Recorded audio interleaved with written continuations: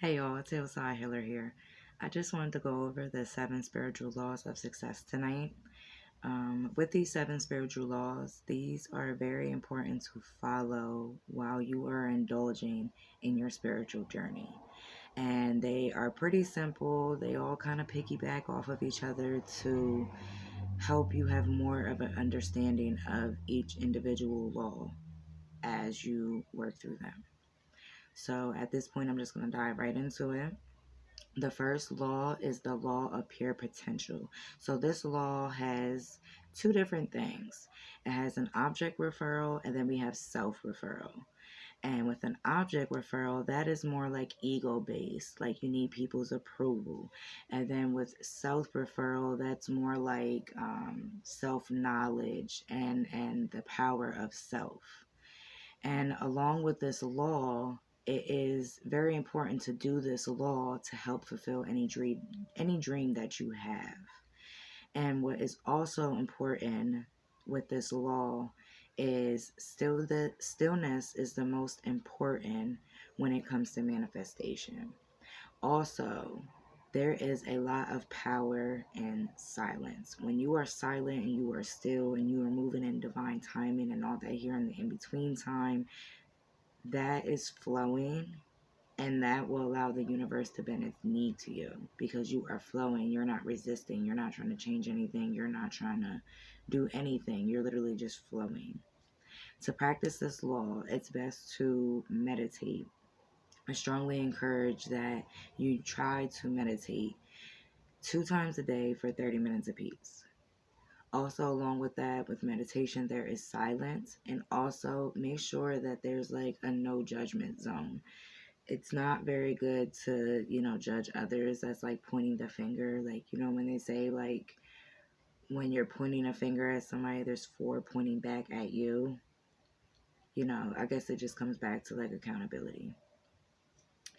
Okay, so piggybacking off of that, the next law that we have is the law of giving. So this law is pretty self-explanatory. Basically, piggybacking off of what I said, going with the flow. For example, the blood in our body. How does it move through our bodies? It just flows. It just flows. And it does what it needs to do and it gets to where it needs to get. And to simply practice this law, all you really have to do is, like, if you want love, give love. If you want joy, give joy. If you want your dreams to come true, help others achieve their dreams. Pretty self explanatory. The next one I really like to get into because this touches base on something that I feel like we are all pretty familiar with, I would like to say. And that is cause and effect karma. So basically with karma, they say you reap what you sow, what goes around comes around, type stuff like that. Everything that is happening to you, it is because a choice that you made in the past and a choice that you are not aware of. The ultimate conclusion to this would be basically to make better choices. And yourself already knows the answers to things. When you're looking for answers and all that here in the in-between time, yourself already knows the answer. If you ask yourself a question and you get a good feeling about it, then that means you should probably go for it. If you ask yourself a question and you get like an uneasy feeling, you're just like a little indecisive now because I don't know. I feel like I want to do it, but my body's telling me like maybe I shouldn't. So you have reservations about it. You're like, I don't know. So basically, just listen to your body. Listen to your body. Your body will let you know. And most importantly, to practice this law, there's 3 things that you can do. The first one is pay your karmatic debt. And this is basically simply just helping others. Just helping others in any way, shape, or form, just helping others. The second one is transmute your karma. This is what can I learn from this? This is basically sharing your story, sharing your testimony. Basically, your testimony can help somebody else's situation. So any way, shape, or form that you can help somebody or if there's a benefit from it, then transmute your karma.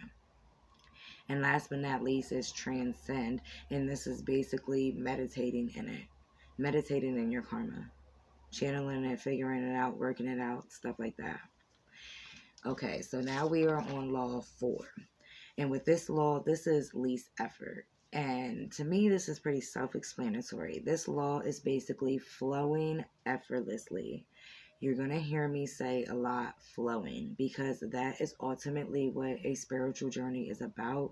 It's just flowing. Just flowing. Not trying to resist any feelings, not anything. You're still feeling your feels, and like that is most important. People try to shut out certain feelings and stuff. We are humans. We have feelings. So with that being said, embrace them. But always try to come back to something positive. Most importantly is that spirit gives you strength.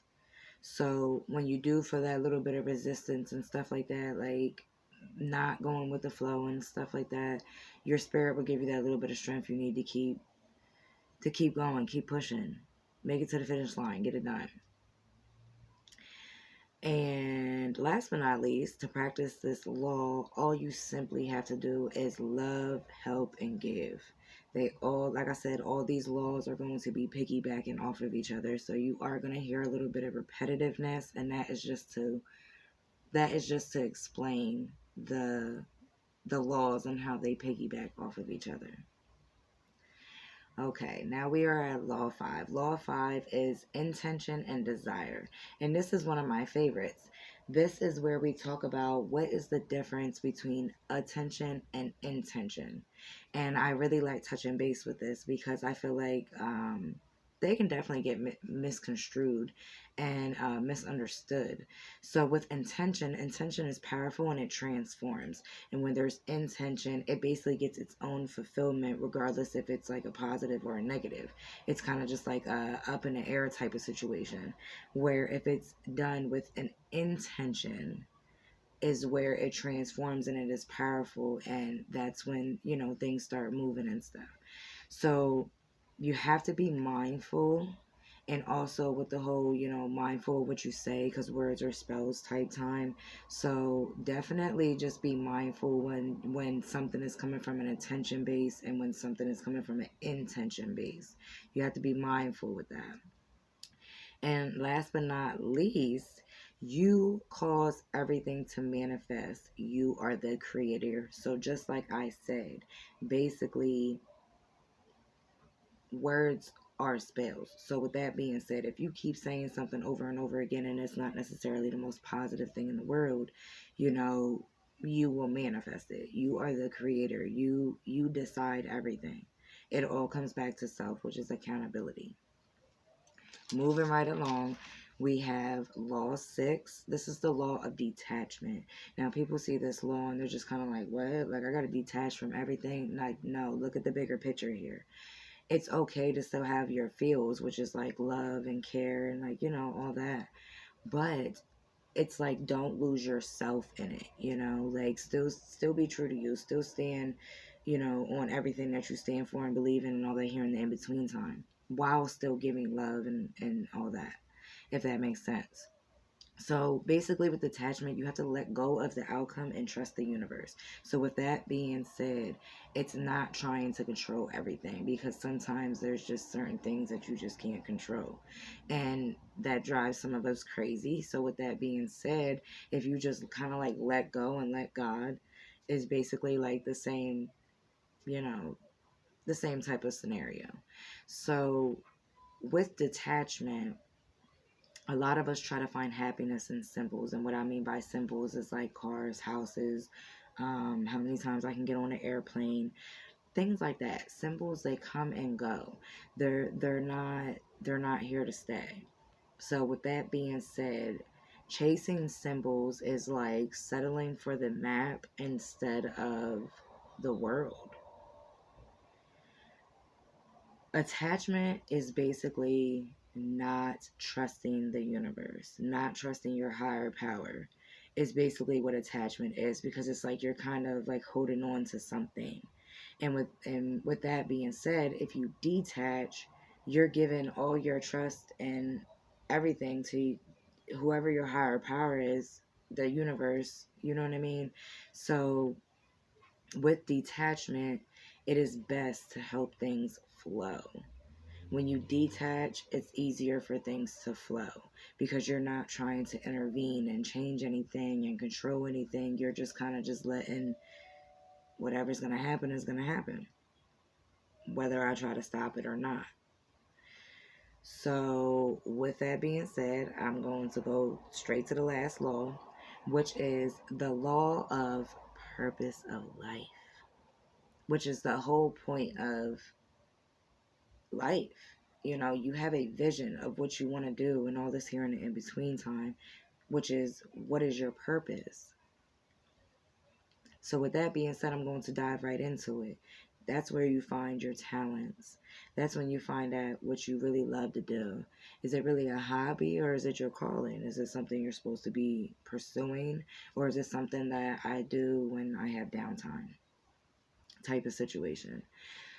And most importantly, with this law, it is important to remember that we are spiritual beings that are having actual human experiences. And in order to fulfill the purpose of life, it's all about manifestation. You manifest everything. You want that, that you want to get to that point in your life where you know everything's going to be all right.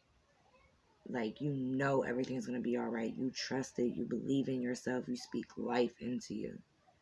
You're always going to come back on top when you speak life into yourself, that positivity and stuff like that. You're speaking it. You're not even feeding the negativity. You're strictly speaking life into yourself. And to practice this law, like I said, you basically just have to sit up there and ask yourself. You have to ask yourself questions. A lot with a spiritual journey is a lot about self, which is accountability. It's a lot about self. I am a healer and I do what I do, but at the end of the day, nobody can help you the way you can help you. So with that being said, it's all about self. So you have to ask yourself questions like, how can I give? What is my purpose? What is my unique talent? What is my calling? What am I here to do? What is the best way to serve humanity? And how can I help others? So, with that all being said, all these laws piggyback off of each other. You heard me say multiple times the same law that I previously said in the next law. Like I said, they piggyback. So, with that being said, that concludes the 7 spiritual laws of success. I hope that you guys really received something from this and it resonates with some of you, if not all of you. And I thank you all for your time and thank you for tuning in and have a good night.